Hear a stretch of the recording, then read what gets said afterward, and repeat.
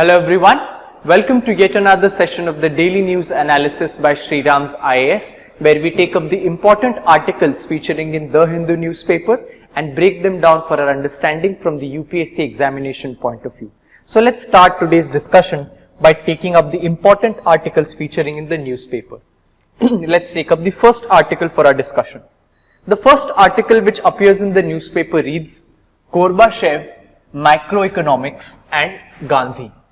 Now this headline or the tagline for the article suggests that the author is taking up the recent death of Mikhail Gorbachev, who was a pioneer in the times of Cold War and played a major role in for ending the Cold War between the US and the Soviet Union, after which the Soviet Union declined and we now know the other countries and Russia was formed. So he takes this event and analyzes the turn of events which happened after Gorbachev's death and what happened with the Russian economy. So we all know that the communist regime which existed in Russia in the Soviet Union, it was disintegrated and the communism was substituted by capitalistic measures and the economy was opened. So the author tries to analyze this turn of events and the changes that appeared in the Russian economy. What good did it do and what harm did it do for the Russian economy, and what has led to the current state of the for Russia and other countries. What is the reason behind that, and what lessons does India have to learn from this turn of events? So this is what the article deals with, and let's try to understand what this article says. And before that, let's understand who really Mikhail Gorbachev was. This is the photo of Mikhail Gorbachev, and let's understand who he was. So Mikhail Gorbachev, who was born on 2nd March 1931 and died recently on 30th August 2022, served as the last leader of the Soviet Union. So he was the last leader of the Soviet Union, and he was deeply, one can say, he had issues with the regime of communism that was going on in Soviet Union, and he was not happy with the impact that the communist regime was having, and he was of the opinion that the common people of the country are not receiving any benefits. So that is why he took it upon himself to disintegrate the communist order and bring in a change which was based on democratic government. So he was a Soviet official, General Secretary of the Communist Party of the Soviet Union and President of the Soviet Union. And he worked extensively to make his country's political system more democratic. That is what he envisaged as reform for the Soviet Union, and his efforts to decentralize the economy led to the end of communism, it should be, not communalism, and the breakup of the Soviet Union.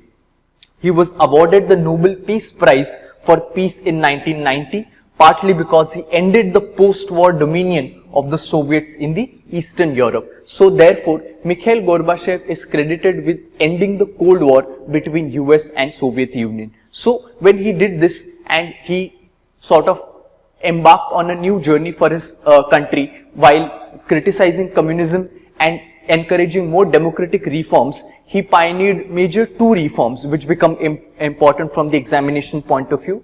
His major reforms had two keywords. One he named perestroika and second was glasnost.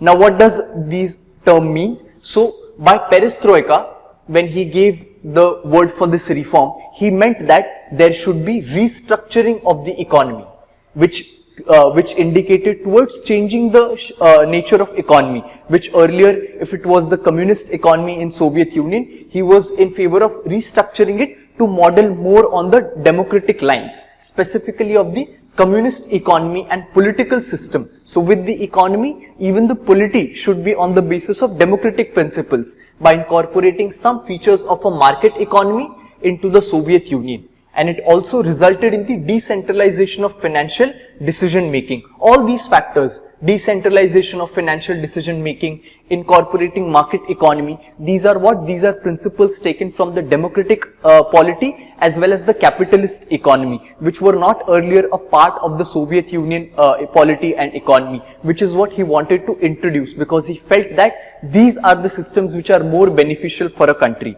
And the second reform was he named glasnost, which meant openness, again signifying one can say attraction towards the democratic principles, particularly openness of information, and began the democratization of the Soviet Union. So under these two major reforms which he pioneered, it brought in a culture of democratization and openness in the economy of the Soviet Union, and which further led to the disintegration of the communist regime and also the Soviet Union as a whole, and then various other countries along with Russia were formed. Now this was the process which happened. The author takes these events and tries to analyze that when Russia shifted from a communist regime to a capitalist regime which was based more on the capitalist economy side, what did it do to Russia's economy? So he said that it was first of all not in terms with what Mikhail Gorbachev had thought for the Russia's economy or the Soviet Union's economy. He had taken up more towards a mixed economy. He was favoring a model of mixed economy like the Indian model. But what prevailed was the Washington model, led by US, its economists, its think tanks, and the institutions such as IMF and other global institutions, that led to the formation of the Washington model, or what we can call as the purely capitalist model in the Russian economy. Now let's understand what this can do.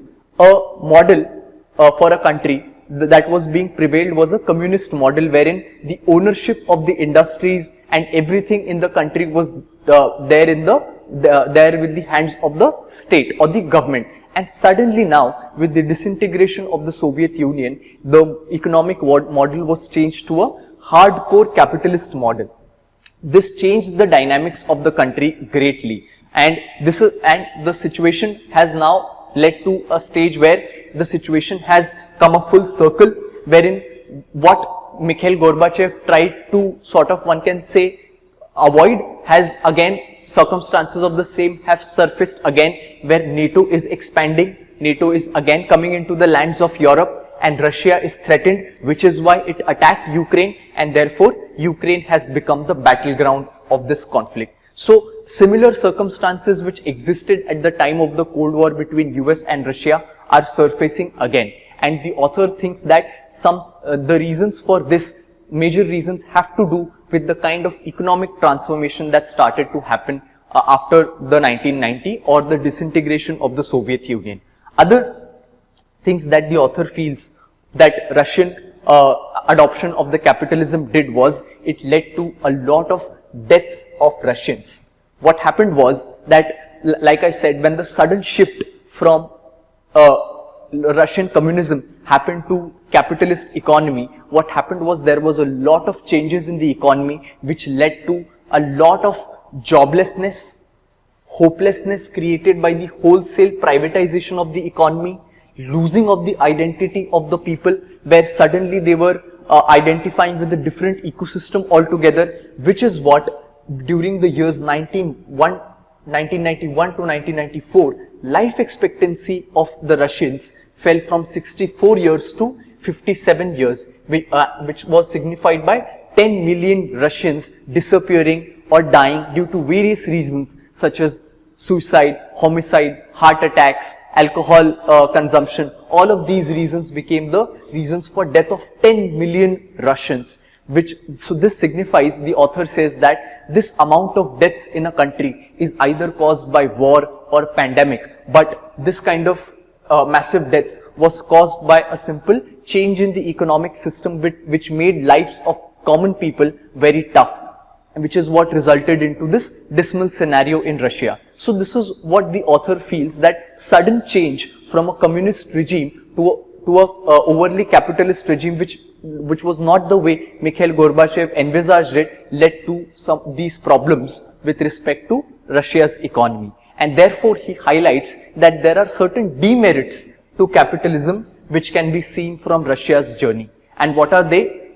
When you apply free market policies without any safeguards, without any planning, and enable few investors with capital to take decisions which was earlier done by a government which indeed represented millions of people. So when this starts to happen and the balance starts to shift for few investors, what starts to happen is that the wealthy become more wealthy, they become wealthier, and inequalities in the country start to rise. This is what the author feels that is a major demerit of capitalism and free market policies and incessant privatization of the industries in the economy.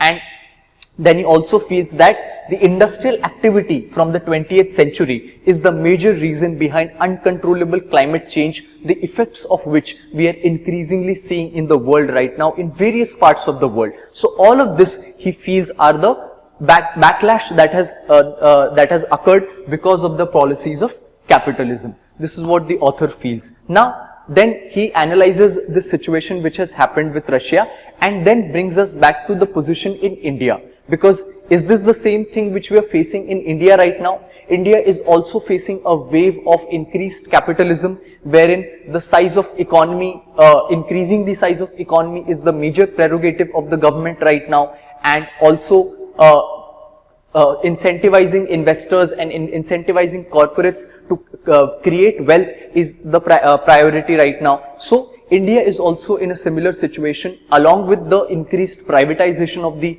PSUs and other industries. So India is also facing a similar situation, to which the author points out that we should draw lessons from Russia's journey and not indulge in incessant privatization or indulging into highly capitalist policies. So he feels that lessons for India are that India's policymakers seem to be obsessed with increasing the size of the economy, right? Now, increasing the size of the economy is not bad per se, but only focusing on increasing the size of the economy and not the shape of an economy, wherein is the economy benefiting all classes of people? Is it resulting into increase of per capita income? So, not focusing on the shape of economy, which matters more than its size for human well-being, is what the author feels that is the current problem with the capitalist policies. And what should be the alternative is that principles of equity and ethics, which means that the resources being shared equally, fair sharing of power and resources are the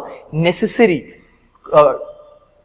terms to be incorporated while expanding economy. So this is what he suggests, that while incorporating on the journey of expanding the size of the economy and creating wealth, equal focus should be given on principles of equity and ethics and fair sharing of power and resources. And this is where he brings in the ideology of Gandhi, wherein India's economic governance must be guided by Mahatma Gandhi's calculus with principles of human rights and community management to realize the promise of our commons and provide Purna Swaraj to all citizens. So this is where he brings in Gandhi's ideology, which focused on giving the control back to the people, decentralization of power, fair share of resources, equal sharing of the power and resources. This is what he feels that should be the principles guiding the current capitalist policies and creating wealth and increasing the size of the economy. So this was a discussion on this editorial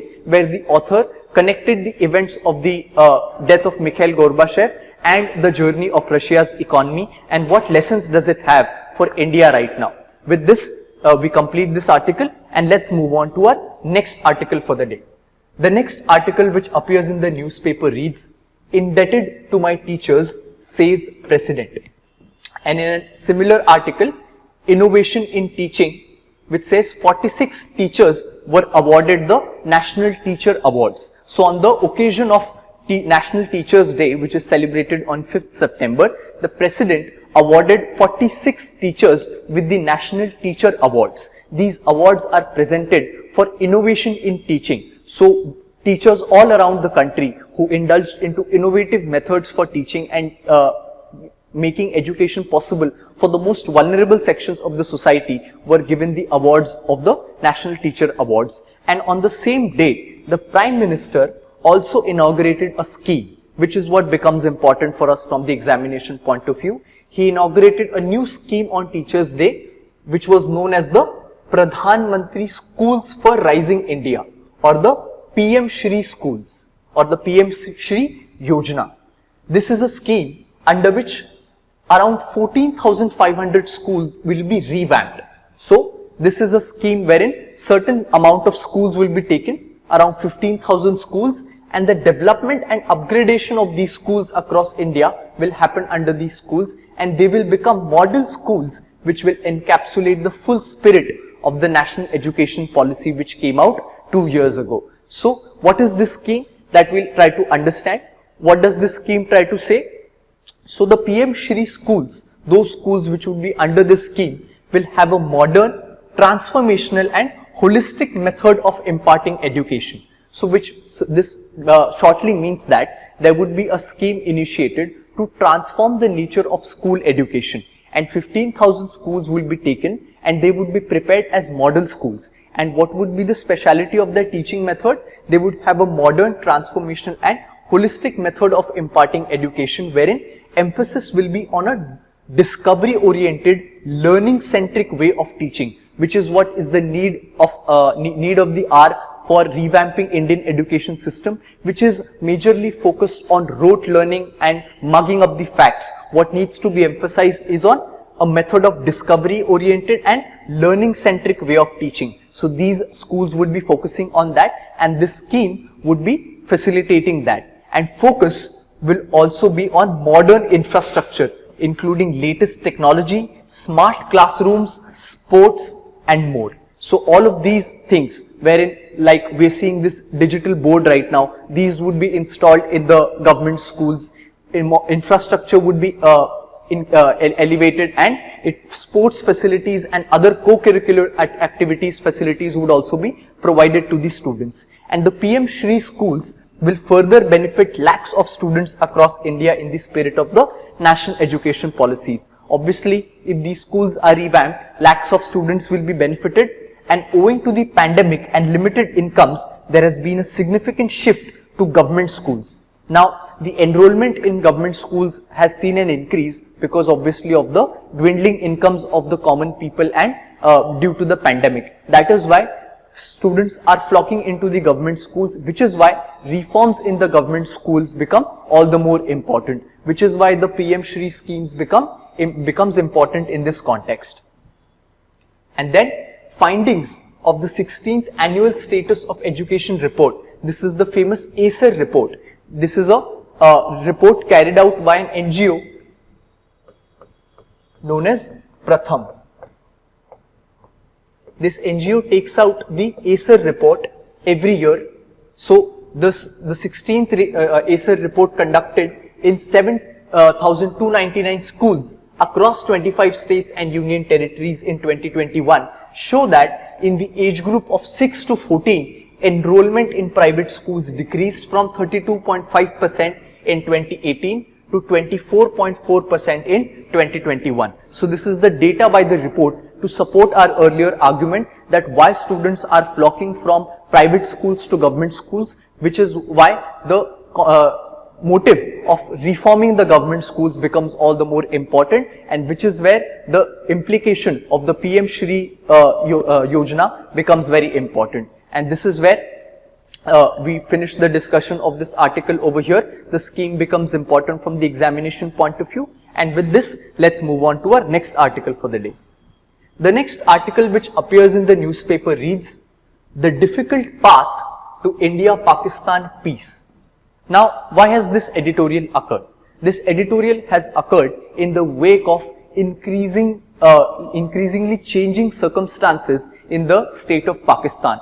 And what kind of changes have occurred in Pakistan, that we'll just take a look at in a bit. These changes in Pakistan has forced Pakistan to look towards India in a favorable manner, or in a manner asking for help. And India has also shown willingness to help Pakistan. But there are certain conditions which are making this trade and peaceful relation possible, but there are also certain conditions which are stopping the favorable relations between these two countries. And the author in this article tries to analyze both conditions, which are favorable and which are not favorable, and why is the path difficult for India and Pakistan to attain a peaceful relation. So let's try to understand the scenario between India and Pakistan.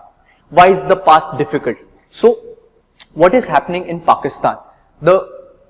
Pakistan is facing threefold crisis, which means that there are multiple crises going on in Pakistan. One is the very recent flood crisis. Massive floods have hit Pakistan, killing thousands of people, which has affected nearly every part of Pakistan, and they have been unprecedented due to glacial melting. Pakistan has around 7,000 glaciers, which are the most in number if we exclude the polar regions. So Pakistan is particularly vulnerable to climate change, and as a image of increasing climate change, we are seeing massive floods in Pakistan. This has resulted into massive loss of life and property, which has again increased the crisis for Pakistan. So this is the flood crisis, first one. Second is the economic crisis that has hit Pakistan. This is not just because of the floods, but even before the floods, due to the pandemic, what has happened is that it is facing rising inflation and widening current account deficit. What do we mean by widening current account deficit? This we saw was the measure of trade that is happening. So when we say that current account deficit for a country is increasing, it is obvious that they are importing more than they are exporting from their country. So which is being the case with Pakistan as well, and even they are facing a massive current account deficit. So all of these factors have sort of pushed Pakistan into an economic crisis as well, which is why the Pakistan Army Chief General Qamar Bajwa, who has, and we know that the military of Pakistan has traditionally held a view against India and against any cooperation with India, but even he suggested back-channel talks and a limited trade resumption package with India. So the trade that was discontinued by Pakistan with India in the wake of Pulwama attacks and the abrogation of Article 370, even the Pakistan Army Chief suggested that in the wake of this economic crisis, a limited trade resumption package, which means that trade with India on limited basis, on limited products and services, should be initiated to help Pakistan out. So now on this, let's also understand when India and Pakistan traded, what items on they generally traded. So the history of trade suggests that Pakistan has generally imported meat, cotton and wheat and cereal flour. These were the three important commodities which Pakistan used to import from India before the trade relations between them got soured on the Pulwama attacks and abrogation of Article 370 events. So before that, these three were the major commodities that used to be exported by India to Pakistan, which again they also stopped after these events, and which is what, and apart from these other products and services could also resume between the two countries, is what the Army Chief is saying. Apart from the Army Chief as well, the Pakistan's Finance Minister Miftah Ismail had indicated his openness to import vegetables and edible items from India. In the wake of increasing economic crisis and damage due to floods, the prices of vegetables and groceries in Pakistan has skyrocketed, wherein items like tomatoes and onions are being available at 500 per kg. Right? So due to the sudden increase of prices of the commodities, the Finance Minister of Pakistan even indicated his openness to buy all these items from India. So these are all the conditions that are there which can be called as favorable for good trade between India and Pakistan. Then the third crisis is of the political nature. So political crisis is also engulfed Pakistan, wherein we know that recently the Imran Khan government was ousted with a no confidence vote, and the new government has come in, and elections are also due in some time. So even the political climate of the country right now is very unstable, and which is why it is not able to take any measure, and it requires the help of a neighboring country, and especially on the agricultural front. So these are all the crises that Pakistan is facing, and as a result of that, the IMF recently agreed to a 1-year extension for Pakistan's 39-month $6 billion extended fund facility. So IMF had given Pakistan $6 billion loan, and recently it had further added additional 1.17 billion after the flood situation arose in Pakistan. So it is receiving loans from IMF, but obviously it is not enough, and certain conditions we saw yesterday with the Sri Lanka IMF deal, that when IMF give loans, it adds certain conditions to the country as well. So all of this is happening, which is making conditions favorable for India, Pakistan to trade together. Apart from this, like I said, even the Indian government showed support with respect to cooperating with Pakistan, wherein PM Modi even tweeted in support of the Pakistan flood victims, and even before these situations, India has even supplied COVID-19 vaccines to Pakistan. So there has been a history of cooperation. Whenever Pakistan has been facing in the times of need, India has helped him. And the author feels that even for India, cooperation can be favorable. So with Pakistan, if India cooperates, the author feels that it is favorable for India because the situation which is there at the Ladakh with China, if we pacify Pakistan, if we have a good relation with Pakistan, India would at least have one less problem to deal with, and it can focus all its resources to deal with China, which is what it can take benefit from by cooperating with Pakistan. So these are all the conditions that are pointing towards India and Pakistan coming together and trading together and maintaining a peaceful relationship. But at the same time, the author feels that even if such conditions are there present, but it would not be possible for the Pakistan government to cooperate with India, and the reasons for them are, first is the non-resolution of the Kashmir issue. We both know that both nations are conflicted on the Kashmir issue, and since the Pakistan government has been opposing the Kashmir issue and especially the abrogation of Article 370, this major conflict is proving to be a major obstacle between the peaceful relations and peaceful trade relations between these two countries. And even if the government, due to all these necessities, wants to cooperate with India, the author feels that the pulse of the country, the major population of the country is against this, against the view of Article 370 abrogation, and therefore even if the government does cooperate with India, it would bring a bad public opinion which could go against the Pakistan government if it cooperates with India. And this, the author feels, is a major factor hindering the Pakistan government taking cooperative steps with India, because the general public of Pakistan would not like the steps. And this is what he feels are the major reasons why, even if many conditions are there for the two countries to come together for trade and help each other out, especially India supporting Pakistan, this might not happen because of these two non-negotiable reasons. So this was the gist of the article which the author tries to make an argument of. And we finish the discussion for this article and today's video, and we'll meet again tomorrow with the important articles from the newspaper. Thank you.